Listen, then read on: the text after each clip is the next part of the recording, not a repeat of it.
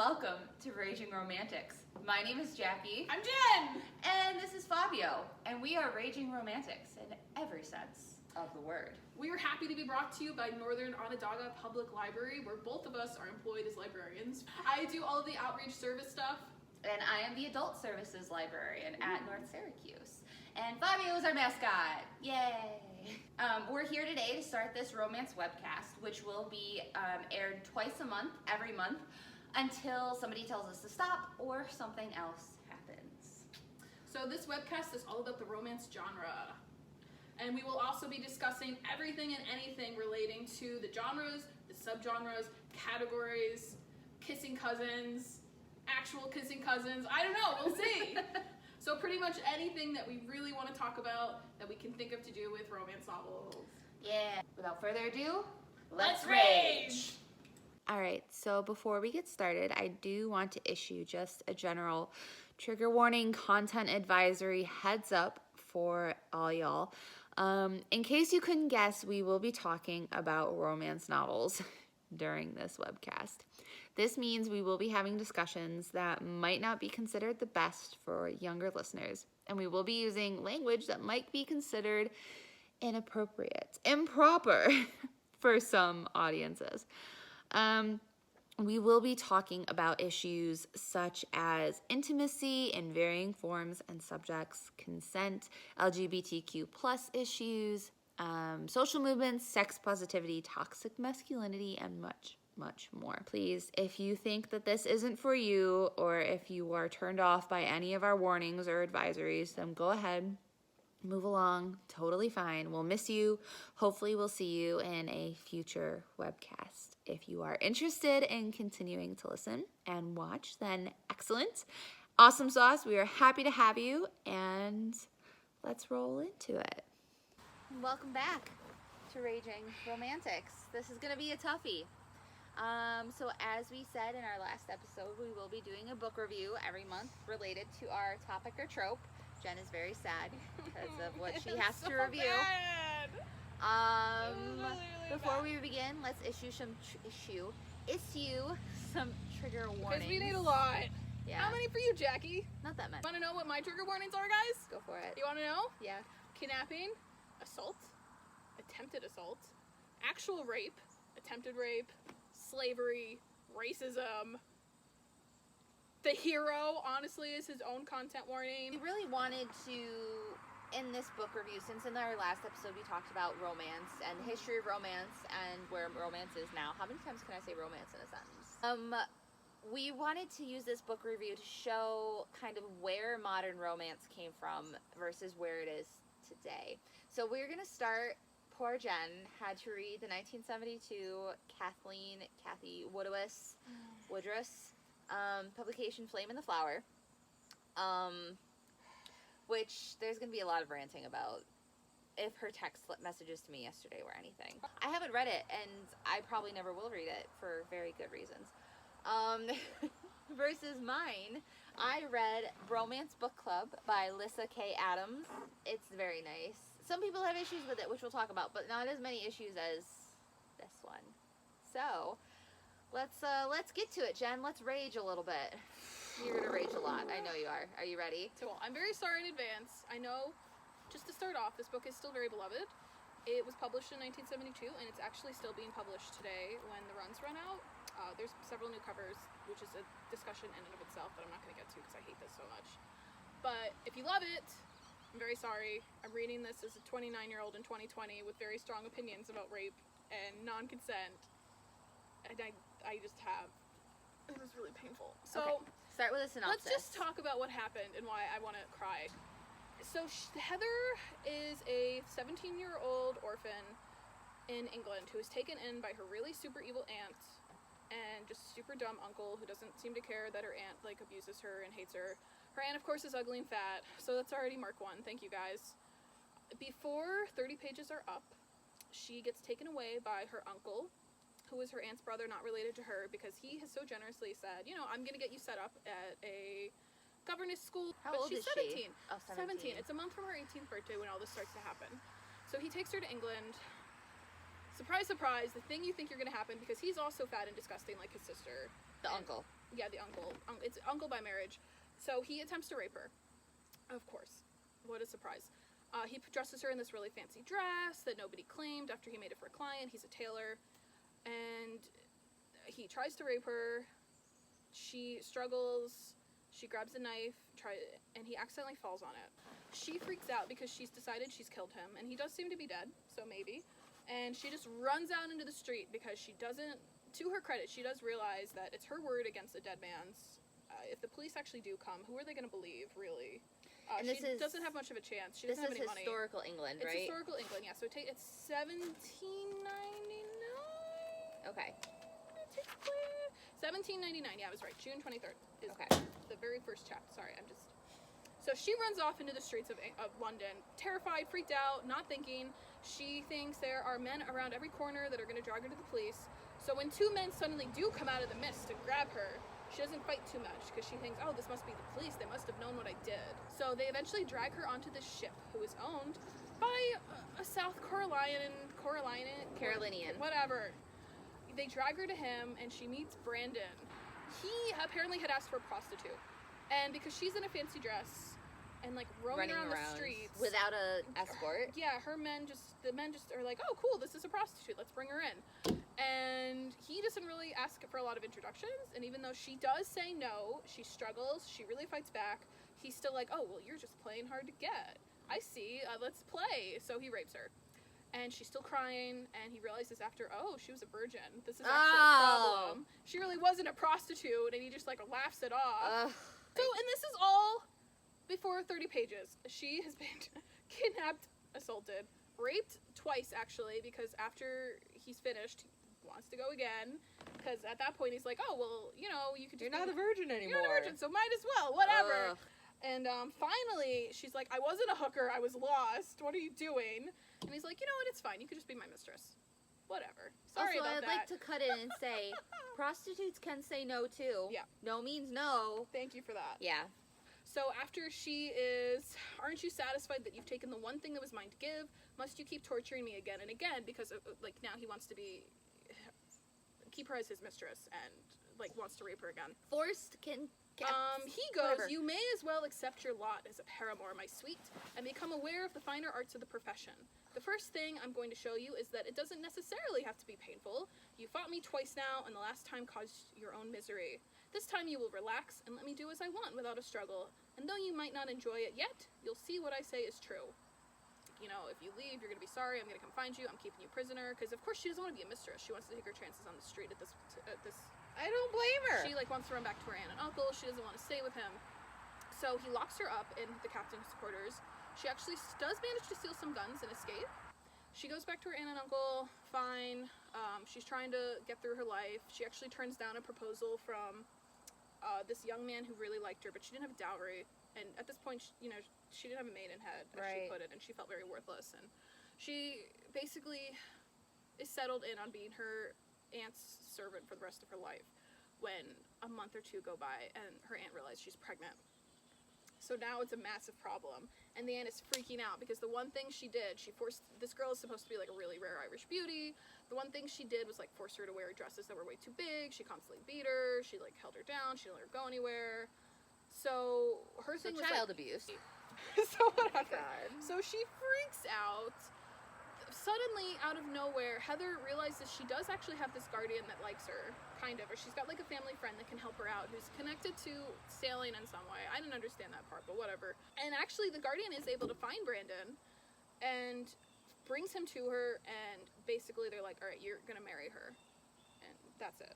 Because that solves everything. That's how we're gonna fix it. To be fair, I think that's how a lot of historical, Yeah. that's like a real life thing that did happen. Yeah, it did.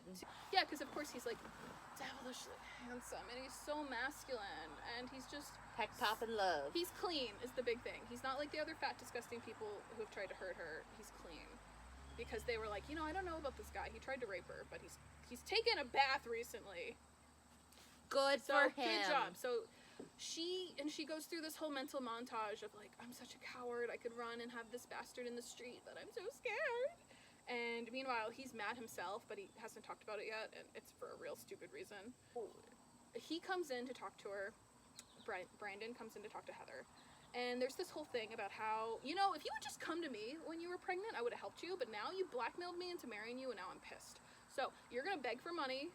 I'm not gonna give you a cent more than I have to. I'm not gonna give you clothing more than I have to, and you're never gonna be touched by me again. So That's sad. his big punishment. So That's sad. his big punishment, is that he'll go find satisfaction with other women, and he won't touch her. Which, at that point, she's like, thank you! So they leave, they get ready to go on their ship, because he's decided he wants to quit all of his shipping stuff and settle on his plantation permanently, especially now that he's got a kid coming. They go to an inn, and the only thing she has to wear is that dress again, or she's got like some he had actually bought like mistress clothes for her before she ran, so he's got this really low-cut red dress that makes her look like a woman, because she's 17 still, like it's not her birthday yet. Maybe it's actually her birthday's past. She's 18 now. Never mind. 18! We're fine. Everything's great. Consent. Great.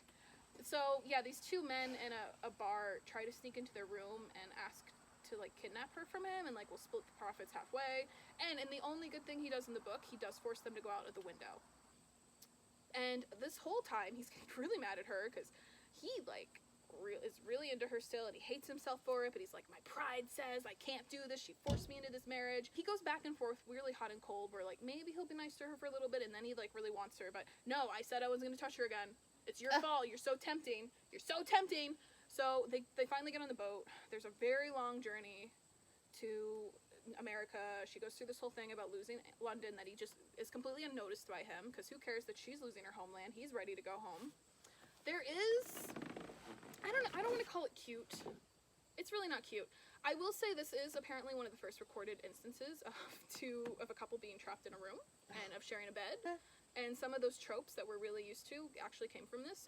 And he makes some comment, and she doesn't want to sleep with him in bed that night. And it's very cold on the ocean, so she sleeps next to the window in his cabin. And gets pneumonia. Yeah, and she catches her chill, and she like nearly dies after 6 days of being feverish. So fun. They make it to South Carolina. And fun thing, he has not told his fiance yet that he married somebody else, and she's pregnant. Oops. So that's really fun. Oops. Her name is Louisa, and she sucks. You know, people kind of know he raped her, but like, It's just not talked about. it's not talked about. Nobody seems to care at all. They're just like, well, he was so overcome by his manly urges. You know, look at her. She's so beautiful. He just was so, his lust just made him lose all sense and reason. He forgot himself. He just needed her so badly. Yeah, so Louisa sucks. To be fair, I would be a little bit too, but they kind of make her an awful person because she's not a virgin. She had actually already slept with Brandon and a bunch of other men. She was older. I think she was like in her early 30s, late 20s, so older. So she's on the shelf. On the shelf. But she needed a rich husband, and she had land that he wanted. So it was kind of like a mutual thing, and she'd grown up with him. So she's just constantly taking these little swipes at, of course, Heather, because she can't be mad at Brandon for raping this 18-year-old, and she's just constantly trying to get into her head and being mean to her, and Brandon is actually fussing over Heather in a way of like, hey, this is my wife, go away, to be fair, I guess, because a lot of reviewers were like, oh, it's just so dreamy, he doesn't cheat on anybody else. Because even though he did try a lot to cheat on her, he tried really hard, he went to a bunch of brothels to sleep with somebody else, he couldn't do it. He couldn't move past Heather. He needed Heather. Well, bless his heart. And we finally get to the plantation, which is as bad. Okay, so I'll break in while you gather yourself there for just a minute and say, I think that yes, we need to show in American history. So there's been a big debate recently with Black Lives Matter about plantations in novels and slavery in novels. I think it needs to be shown, but it needs to not be shown in a good light, because it was not a good thing. And guess what light it was shown in? I don't think it's possible. I think they had to have been slaves, but the author kept referring to them as servants, but they were very much the stereotypical happy slave, benevolent master. And they even called him Master Brandon. The lead, so like, I'm not going to use the word he used, but the woman who was in charge of the plantation, Hetty, she's super excited to see him. She's really happy.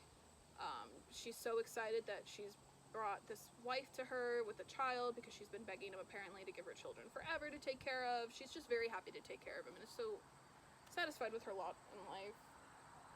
I understand I'm not saying don't write about it, but you can't, like the happy slave thing is you can't, like, no. I mean, we didn't live in the time. But people knew it was wrong back then. I know. They did. Like, I hate when people say but they didn't know. Morals weren't invented in 2019. No. We meet Hattie, and she is not, like, stereotype. Fine, but she's the best character because she's not Brandon. Jeff is okay. Jeff is the brother who's around, and he instantly loves Heather too, and he's very nice to her. Fine, cool. So they go on, and Heather's starting to get kind of like, he's really not that bad. He's bought me all these clothes. He's the father of my child. I don't know if it's exactly like she's coming to terms with what's happened. She can't escape, so she really, really hated him at first. What's it? Like, I'm having a brain fart. What's it's not it called? Stockholm syndrome. Stockholm. I don't think it's Thank you. exactly that. And I've read a lot about Stockholm syndrome, that it's not maybe what we thought it was. Yeah. So it's a little iffy there. I don't want to get into the and she definitely was not doing that as the author. She was, Okay. But their emotions are both shifting. So Heather is becoming like, this is my husband. Maybe I should love him. She's still pregnant, right? She hasn't had a baby yet. She's still pregnant, yeah, and she's like starting to wish that he would touch her again, but he's already given these decrees and then somehow ignored them because it's like he forgets he said that. So she actually does she ends up doing a lot of chores around the house to keep busy, surprisingly. I don't know what kind of wish fulfillment book this is because she polishes furniture legs and silverware and does baking, and I guess that's cute. Like, it's nice, but... Not my fantasy. Yeah, but I feel weird criticizing her for that because she's, like, working hand in hand with the servants, but, like... With the slaves. There's this whole thing where so the only thing she still owns herself is that dress she got raped in. And there's a traveling salesman. She trades the dress for some green velvet cloth because she wants to make Brandon a Christmas robe. For whatever. Cool. Is this Gone with the Wind? Yeah, with the curtains. Yeah, green velvet curtains. She makes a dress out of them. Well, this one he wants a robe. Okay. So she makes this robe, and he's so pleased with it and proud and thinks it's great. Fine. And then she tells him, actually Hattie's the one who, because she was really mad she didn't pay with money. Hattie was really mad and let it slip. Yeah, it's weird though, she had to trade her gown for it. So she explains, this is the only thing I owned, and you told me I'm not allowed to have money. And he is like, you traded off an object that was mine, madam, mine. Before we were married, you took some money from me and left that piece in payment. To me, it was a trophy of a battle, a keepsake of a comely wench I met and retained for the memories I had of her and a night gone by.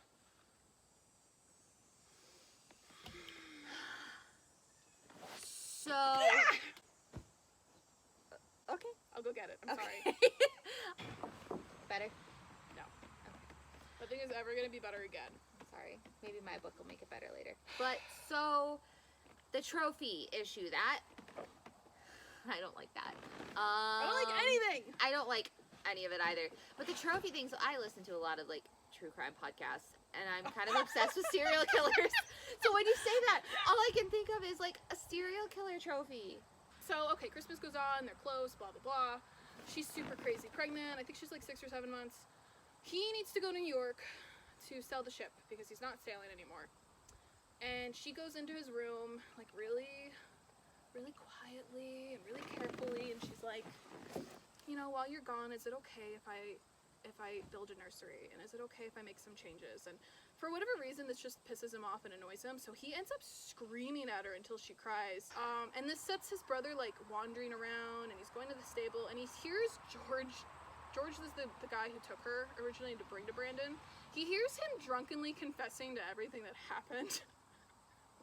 Which is, like, so plot. Who's he confessing to? Himself! Oh! He's drinking alone in the stable. Oh, so George is me. Okay. And he's just really sad and like, I shouldn't have done it to that girl, that poor girl. He's so mean to her. And Jeff is the one who's hearing Jeff George. is the brother. And I really expected Jeff to be kind of mad, and instead he kind of chuckles, and he's like, well, of my course, brother. he's Brandon's brother. Yeah, he's Same ilk. Poor Brandon. Doesn't fall far from the tree. Yeah, so Jeff kind of sucks too, even though I'd liked him originally. They had been keeping separate bedrooms, and she moves into his bedroom while she's gone, and she's like, you know what? I've decided that I love my husband. I'm gonna win him back. He never went away, but fine. As soon as I'm done being pregnant, I'm gonna seduce him back into my arms, and we're gonna be happy. And meanwhile in New York, he's having similar thoughts of like, oh hey, maybe I should try being nice to her, and then she'll let me sleep with her. Groundbreaking. Maybe that would be a thing. Earth-shattering. So he comes back. She's really super crazy pregnant. She's like on the verge. When she actually is going into labor, though, her gown gets wet from When her water breaks. Yeah, she gives birth to this baby. It's a boy. Yay. An heir. Huzzah. Yeah, they're like kind of talking. But there's like more tender moments between them because they're, I guess, looking family to connect. bonding. Yeah, there's family bonding, and Louisa's still a problem because she's like trying to seduce this guy away from her. I don't know why she's married, but I think she's still hoping that she can kind of send Heather back away to England and keep the kid for herself, whatever. That introduces this subplot of somebody is murdering people. Oh my god, what doesn't happen in this book? It's like the last 100 pages, and now there's suddenly a murderer running around South Carolina. There's like this creepy figure that almost kidnaps Heather again. And of course, not only are they murdered, they're raped, so that's fun. And suddenly, she is introduced to the guy the uncle she murdered had this creepy hunchback. I'm sorry if there's a better term, but they called it a hunchback. I think that is the term, right? He had a hunchback servant who was so disgusting to look at, she couldn't look at him. And he is now suddenly in America, and he knows her. He has since found the gown that she had sold because he ended up getting that gown. He made a replica of it and actually sold it to Louisa, which is really funny. So Louisa strolls in one day in that gown and like pisses everybody off, which is really funny. That was good.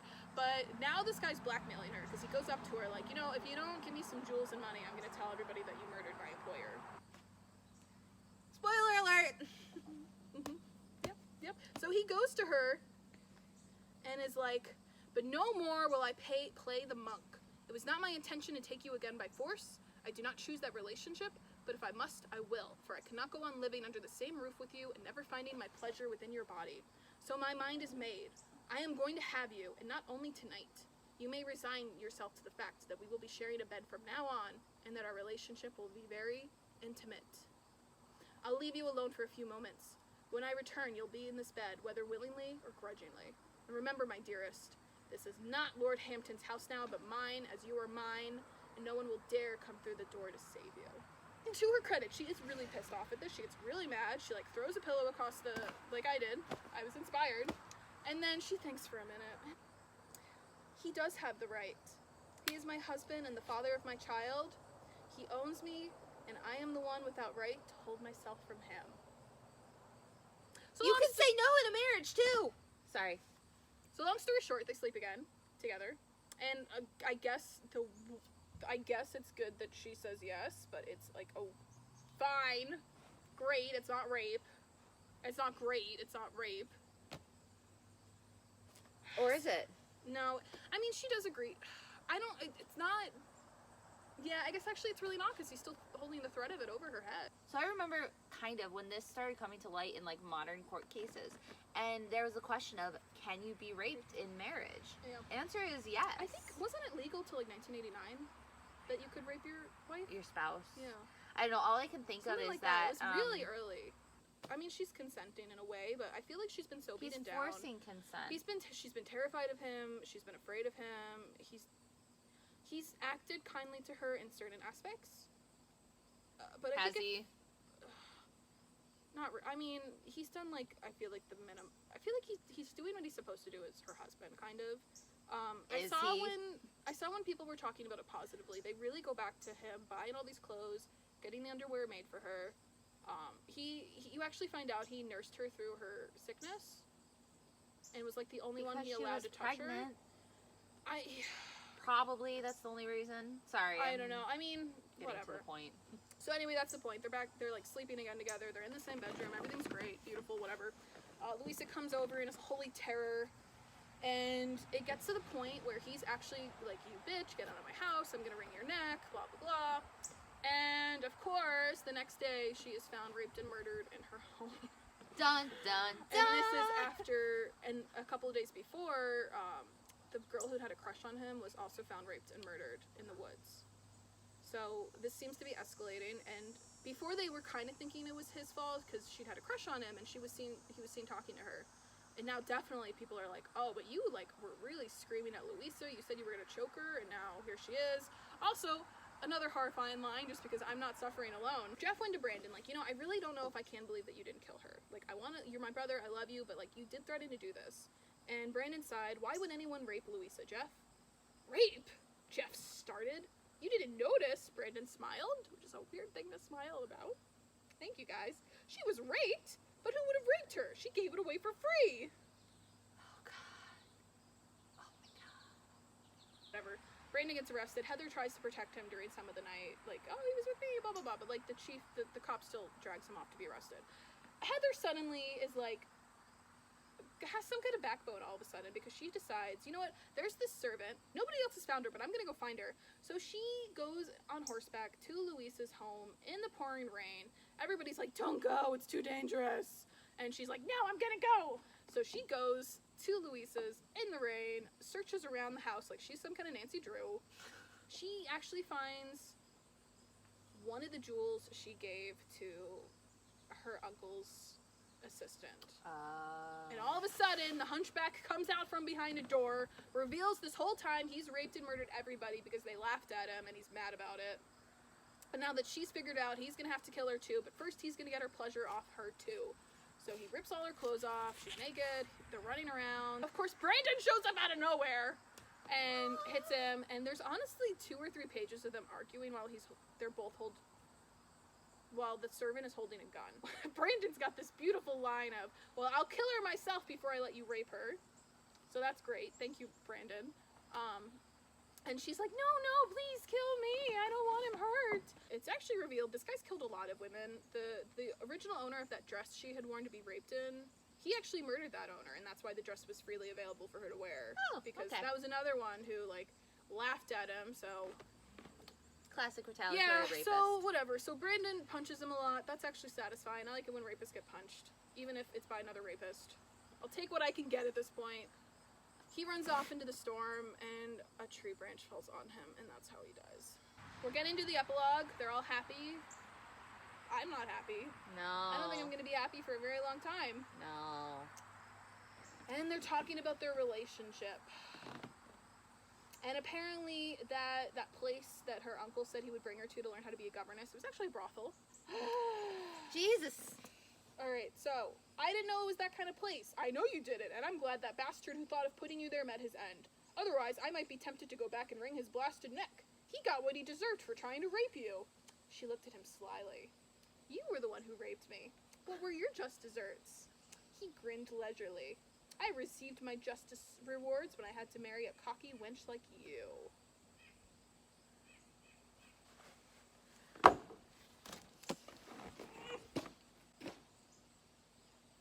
I don't recommend that. I'm sorry. Don't do that.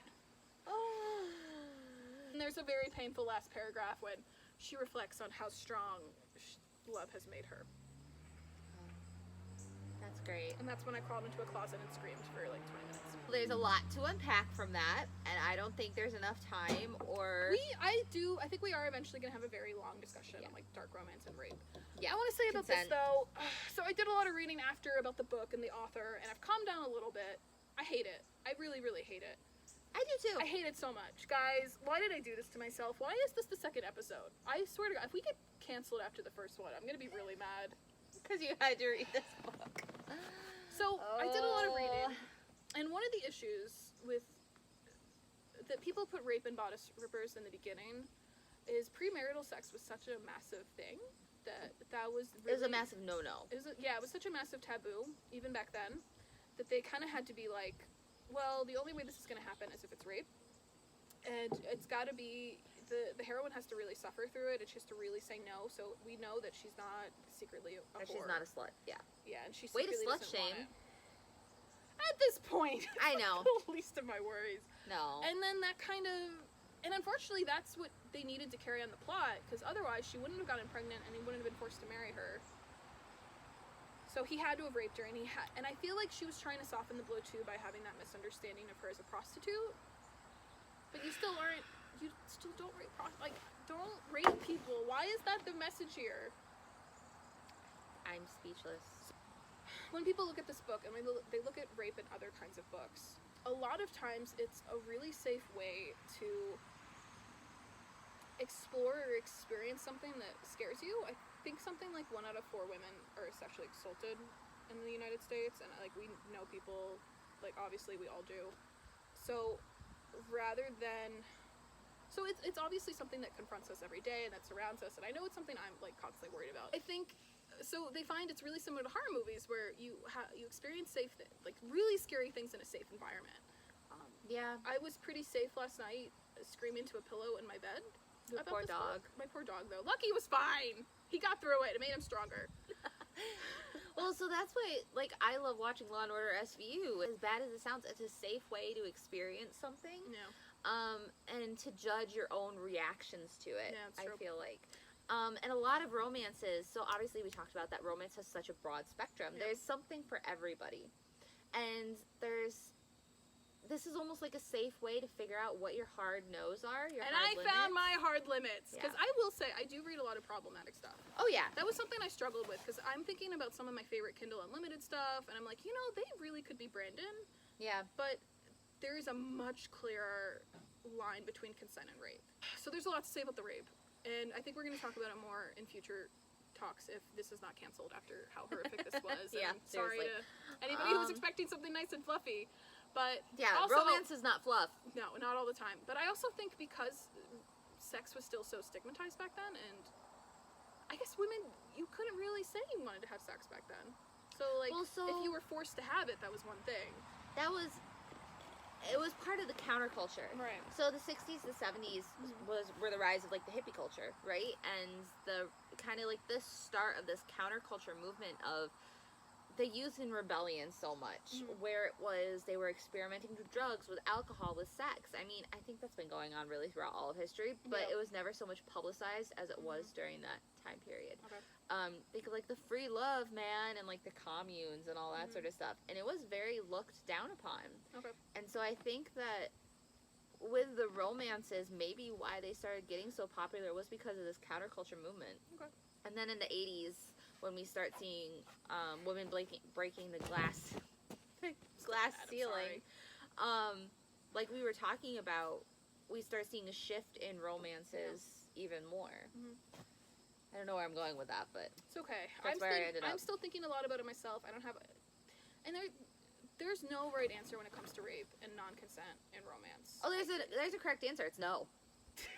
Just don't. No. Okay, don't do it in real life, but people do seek that out. Like, rape Yeah. fantasies are a very real thing. Porn. Porn, yeah. I think it's more about realizing what is your limit, Yeah. and I definitely have found mine today. And then the other reason I've read people liked it was this was one of the first books where she went on an adventure, where she did go over all these places. She did go to continents. She did go on a sailboat, and a lot of this felt like the most extreme hurt comfort book I had read. Hurt comfort. Yeah, so you haven't heard of that? No. So it's where you get hurt and then somebody comforts you. Oh. So it's like a physical or emotional. So like you go through that pain, Oh, okay. and then somebody like, so that whole thing of her getting sick was very hurt comfort. It's actually a psychological thing, which is interesting. That we're not going to get into because I don't have enough research in the back of my head about it, but Yeah. it is a real thing. And I just felt like I could see where a lot of tropes we love, Came from this. I don't know if it came from this specifically, because like I said, I haven't read a lot of 70s books. This is all from criticism I've read about this book. But it does feel like this is when maybe it got its start in this period. Reading an interview with the author and reading other reviews, Heather was considered strong-willed. So I think because in the book, I glossed over this a little bit, but there were a lot of moments where she snapped back at him, or where she was angry. That never translated into her being angry at him or like really fighting him outside of the initial rapes.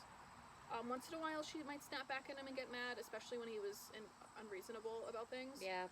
And I guess that end scene too, where she kind of tries to save him, and I mean she does need to be saved And herself. then she jokes about rape. I'm forgetting, I'm putting that out of my mind. And you know, if this is how people are judging their ideas of romance, I don't blame you. Go for it, please. I get it now. If this was honestly the first romance book I had read, I would Yeah. probably never pick it up again. But you know, a lot of reviews But- I read, like, they loved it. And I've read people were so sad when she died. She died in 2007. I read some of her messages on her eulogy page. And the stories really meant a lot to them. They got them through hard times. They thought the story was just so beautiful and so romantic and it was so full of passion. So I acknowledge that there's things people get out of them that I don't think I need to get out of anymore, just the literature that's available to me. I don't know, maybe I would have felt differently in the 70s or if it was a nostalgia thing. So I'm actually going through now and editing this video, and I realized that there's something we kind of briefly touched on that we did want to expand upon, and that is the generational disconnect that happens with The Flame and the Flower. So as we said, it was a huge book at the time when it came out in 1972, and Jen and I don't understand why, but we are wholly putting that down to our generation and the type of family settings that we grew up in. So both Jen and I are millennials. We are 90s babies through and through, and we just didn't really get why this book was so well beloved. So we ended up emailing one of our coworkers who reviewed this book, Flame and the Flower, and given it 5 stars, and Jen gave it 1 star. So we asked her why she did that. First off, why? Because now she's actually one of the strongest, like, anti-romance people at the library. And she's one of the people who hates us talking about romance all the time. And she sent us back an email, and this is what it says. It is another one of these generational disconnects where a girl is raped and then she's forced to marry her attacker, and then she falls in love with him because, for a male chauvinist criminal, he is a real hunk and not all that bad of a human being. Said with a dose of sarcasm, I'm sure. Judging by the age of her daughter, the author, Kathleen Woodwis, was probably born in the 1930s, and this book was written sometime in the 1970s. She was from the generation, the author, Kathleen, was from the generation when most women were an extension of their husbands, and little girls dreamed of the shining knight that would sweep them off their feet and solve all their problems. So the post-World War I, World War II generation. The generation before the Gloria Steinem generation of the 1960s and 1970s. This person's generation. I can identify with the author's view of the story because my mother was of the same generation. Although my mother was a Temple graduate and a professional woman, a pharmacist, she desperately wanted me to married to a successful man because that was what was socially expected in order for a woman to be fulfilled. So I thought that summed up a pretty good reason maybe why this book was so well loved at the time. There's such a broad range of romance for a reason, and I think that this book, even if we don't like it, is a good example of where romance came from. Yeah. So I don't know, I mean, if this is where we're judging romance came from, it has come a very long way. It's come a really long way, guys. Such a long way. This is definitely maybe this book would still be acceptable in some circles. We've touched on it very, very briefly. There is dark romance where rape and non-consent and darker themes are much more acceptable, but there's warnings. This was not. There were no warnings for this. But okay. I'm sorry. No, you're not. Guys, we had to move inside. There was the threat of thunder. Yeah, / my phone died. So we had to come in so I could plug it in. Yeah. Anyways, your book sucked.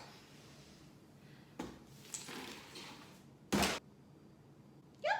Okay. Cool. So. Yeah. So how great was your book, It was Jackie? much better. Let's move on to modern romance. So. Please. Alright, I never issued trigger warnings for my book. Thankfully, there aren't that many. The biggest one is divorce. Sorry. Divorce is the biggest trigger warning. There will be some sex talk during this, so if that's not something you're into, fast forward. Sorry about that. And there's some discussion of Me Too, but I try not to give too many spoilers away. So, back to the book. The book that I chose to read, I wanted to read originally Take a Hint, Danny Brown by Talia Hibbert, but I couldn't get it in time from the library. But definitely check it out because it's great. Yeah, put it on hold, because even librarians have to wait in hold queues sometimes. But Instead, I read Romance Book Club Yeah! by Lissa K. Adams. she's not gonna care. Yeah, sorry. Nobody's gonna care. It's an amazing book, first off. So it's set in one of my favorite cities in the world, Nashville, Tennessee. And our hero is Gavin Scott, who is a Major Leagues baseball player. I'll preface this whole conversation by saying I know nothing about baseball. And who cares? It's not sports club. It's book club. I love it because it takes place after the Happily Ever After. It's nice. Takes place It actually starts when our heroine, Thea Scott, is asking her husband, Gavin, for a divorce. But Gavin doesn't want a divorce because he still loves his wife. They have 2 beautiful twin daughters together. I'm not quite sure the age of the daughters. There's Doesn't matter, who cares? Well, so supposedly they've only been married for 3 years, but these girls are in preschool. So like math doesn't add up, but it's fine, whatever. Moving along, they've been married. They have 2 daughters together, 2 twin daughters. They met in college when Thea was a barista and she liked Gavin because he didn't try to flirt with her. Oh. Like that was the That whole is reason. nice. I do appreciate that. Like he didn't come hit on her. He was just like, hey, hi, I hope you're having a good day. Thanks for my coffee. She's eventually was like, yeah, okay, you know what? Do you want to go on a date? Because you're actually kind of a nice guy and you're really cute and you play baseball. You've got buns of steel. So, and she actually makes a point of saying like how physically attractive he is pretty much like every single interaction throughout this book. Yeah, his forearms are something that she is like very into. Oh, thank you, Lisa. Yeah. But what goes wrong? So this is all prelude to the book where we come to find out that Thea has been faking it their entire marriage. Faking what? Orgasms! I said it. Yeah, that's a reason for divorce. Yeah. I'm saying it. Well, so it's kind of the straw that broke the camel's back. Thea reveals that she hasn't had an orgasm the entire time they've been married. The only time she did have an orgasm with him was the first time they had sex in the back of Gavin's car, which is when she got pregnant. So, yeah, she's not that happy. She stayed with Gavin this whole time though, A, because she wanted to keep the babies. B, she did really like him and he was a genuine nice guy. And pretty soon after, they have sex the first time, Thea finds out she's pregnant. Gavin asks her to marry him. They decide to keep the babies. They get pregnant, kind of shotgun wedding, whatever. And then Gavin gets moved up to major leagues. Okay. So Thea, who describes herself as like this really artsy chick, she's very like outspoken feminist. She actually remembers like a scene vividly in the book of her chaining herself to a bulldozer in protest. So she's like a super cool lady. Okay. I like her. But she gives it all up for Gavin. She gives it all up for the girls, and she actually starts hating on herself a lot because Country Home and Living or something like that describes her as like perfect in pastel. Like she's Lily Pulitzer top to bottom, and she like actively stares at the photo and goes, I have no idea who I am. So it's kind of like all this stuff leading up. Oh, and also the Wives and Girlfriends Club. Wait, but what was you said there was a stupid reason you didn't agree with for saying, and then you trailed off. I did? So you started off like she really likes him, he's a genuine guy, and then this isn't a good reason for staying, and then Right. So because he got moved up to the major leagues, they got rich fast. Oh. So the wives and this is actually one of the reasons why too she asked for a divorce, because as being a wife of a pro athlete, really you have the Wives and Girlfriends clubs, the WAGs, which I hate that term, and there's some really like questionable women, like really like the queen bee wannabes, Like mean girls in that club. And she's having to deal with them on a regular basis, and they're accusing her of being a gold digger and of all this sort of stuff because she came from really like nothing, pretty much. She grew up with her gran, which I think is like the cutest thing to call a grandma. Her gran, who raised her after her mom and dad got divorced. Her dad remarries. He's about to have his 4th remarriage when the book opens. Her mom's like a classic narcissist who just left because she didn't want to have to deal with raising the children on her own. And Thea and her sister were sent to live with her granddad. So she is just like something completely different than the rest of the Wives and Girlfriends, who are kind of almost portrayed as like typical Southern belles, I guess you could say. So Thea she feels like she doesn't belong. She's not comfortable. So she's just done. She's done. She's not happy. And then one night, after Gavin has a really good game, they're just really high off of each other. They're having a great time. Gavin's had a great game.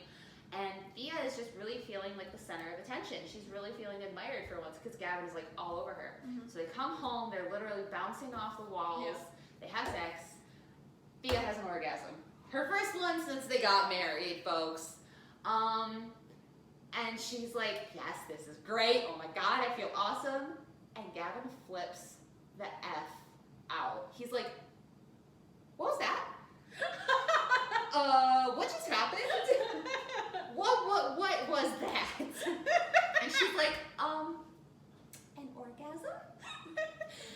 he just goes off the deep end on her pretty much. He's like, how could you do this to me? How could you be faking it? How could you not tell me you weren't blah, blah, blah, blah, blah. And then he goes and sleeps in the spare room. And Thea kind of takes this as a sign that it's time to move along, to leave, to ask. So she asks him for a separation. And this is all prelude to the book. The book still hasn't even started yet, really. So we open up in the book a month in after Gavin has left. He's living in a motel room, and he's drunk. Like, he is just drunk off his butt. And his teammates come busting down the door. And they're like, dude, where have you been? What's wrong? What's going on with you and Thea? We know something's not right. And he's just like puking all over the place. So they drag him to the toilet, and it's like just this spectacle of his friends like literally supporting him as he's throwing up. Yeah. And nice, at least. Yeah, it's he good. can't be that bad, I think, if he's got friends that would do that. So this is the thing. Fingers crossed. The whole part of this book, literally the title is Bromance Book Club. Right. It is much more about, it is as much about the bromance as it is the romance, I will say. Because that is the driving force, I think, behind this whole plot. Okay. So basically what happens is his teammates and a couple other guys, he's invited into this club, and they're like, okay, dude, you gotta be here sober. Yeah. This time, this place, bring 4 pizzas, don't tell anybody that you're coming. And he shows up, and it's a book club for romance books for men. And basically they call it, they say they use these romance books as manuals for helping with their, manuals. Oh, I get it. But, man! So they use them to help with their love life, to help with their relationships, with their wives, because they reveal that a lot of them who are married, and a lot of them who are Gavin's teammates, have had these issues with their wives, and that these books help them work through it. Because, as we've talked about, romance is mostly written by women for women. Yeah. Some exceptions, but like some it's still exceptions. Mostly. Yeah. So it's really like the female fantasy. And so when these men like completely screwed up, they use it as an example of what they should do and how they should act and how they should treat their wives, girlfriends, women in their lives, whatever. Yeah. I have some problems with this because it reminds me a lot of What Women Want with Mel Gibson. Oh, okay. And it's just kind of like... But there's no, like, There's- mind reading. No. But I just have issues with it because it almost feels forced, I think. It doesn't feel... It feels disingenuous. It doesn't feel real. It's kind of like... And we'll get to this because the heroine eventually has her own issues with this. It kind of feels like it's not their own words. It's not their own ideas. Yeah. Do they really mean it? Are they still faking it? It's like performative. They just want to get their way as opposed to like actually fixing. I mean, really, you should be going to therapy with her. Exactly. Yeah. The way Lissa spins it, though, she starts to spin this book club as a type of therapy because there's this one scene where they're talking about their relationships with their wives and flirting specifically. And they're like, Gavin, when did you last flirt with your wife? And he's like, flirting? Thea doesn't like that. And they're like, dude, women love that shit. And so they role play flirting with Gavin. And there's like this one scene where they do the wall lean, which if you're from the wall lean, so like where the hero leans into the female or the heroine, and she's like pushed back against the wall, and he like leans the arm against the wall, and he's like, hey baby, you look great. See? It works.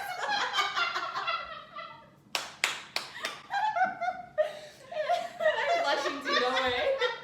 But so they role play this, and it's a guy leaning into Gavin, and Gavin's like, They sound like such good friends. yes. But Gavin's like, I should tell you I'm mildly turned on right now. And it's just so cute.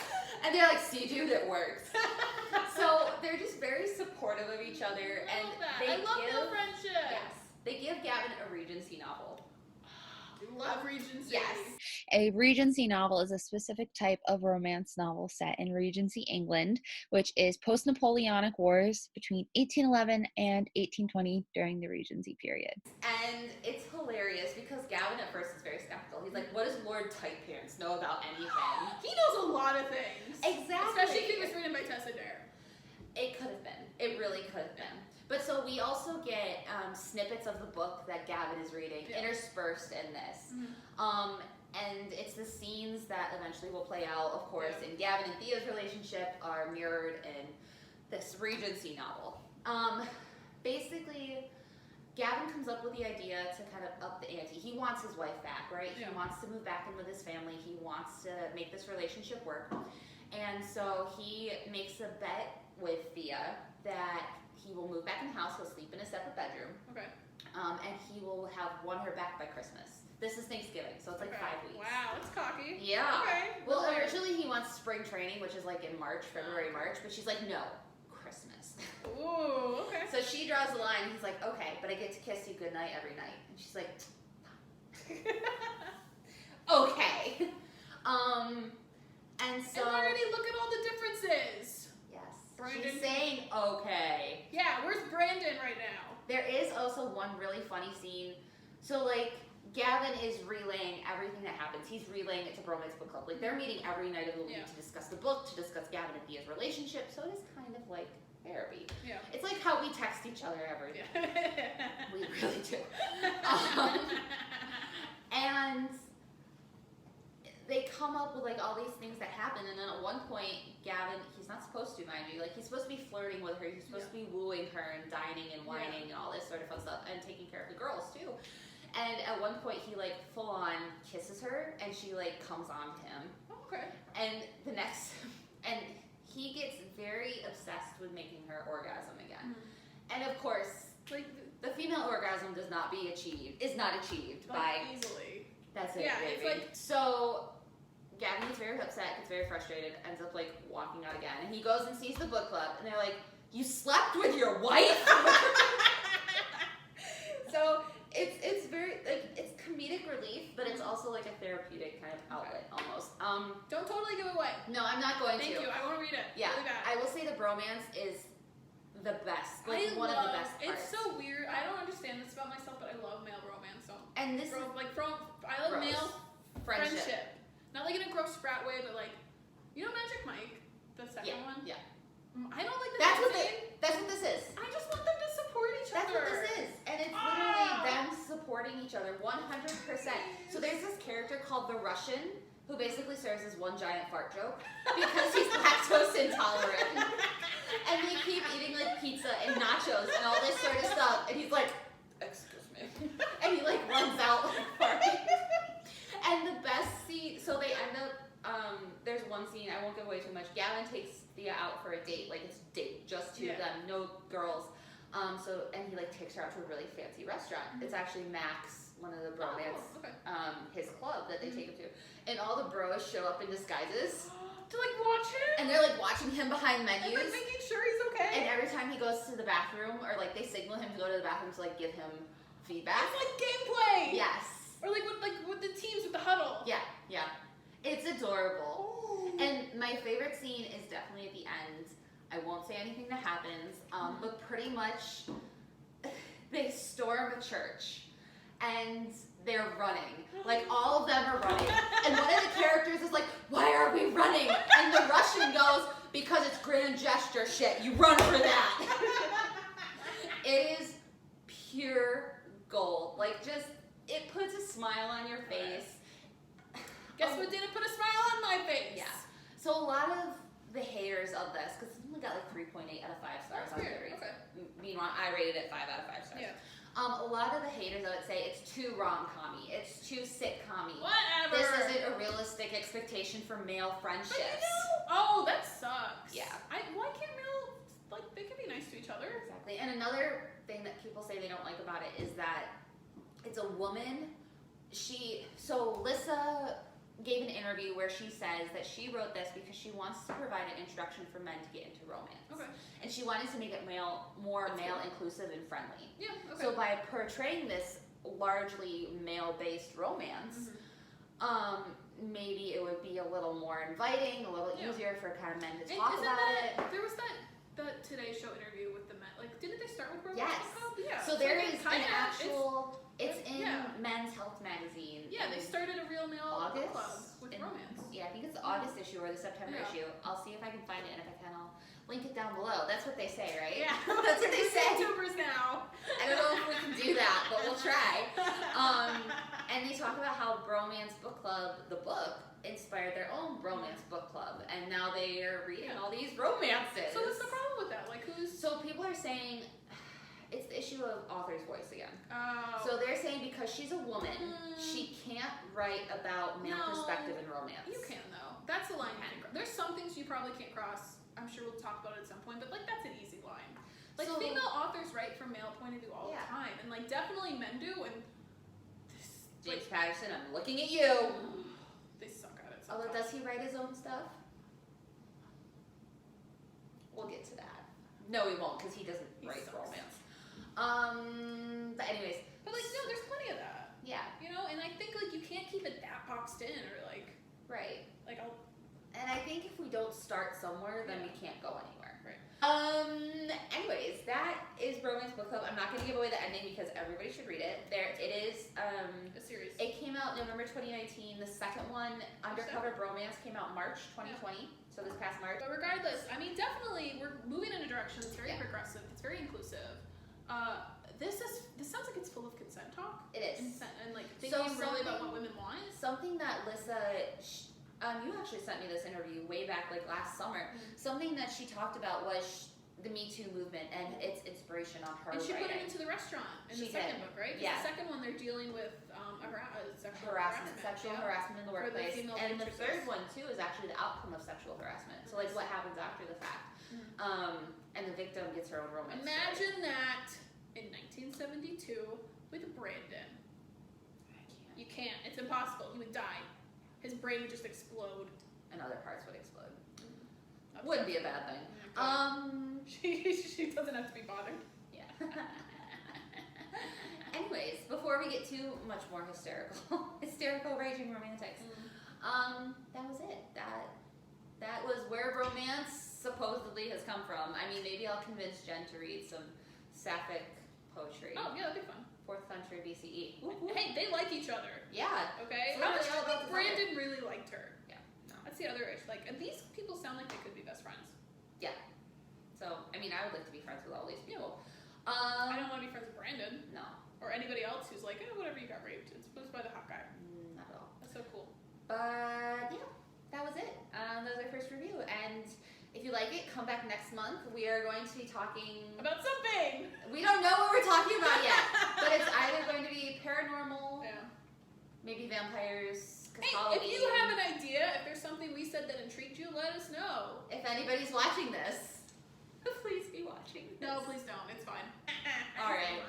But So let us know. And we will see you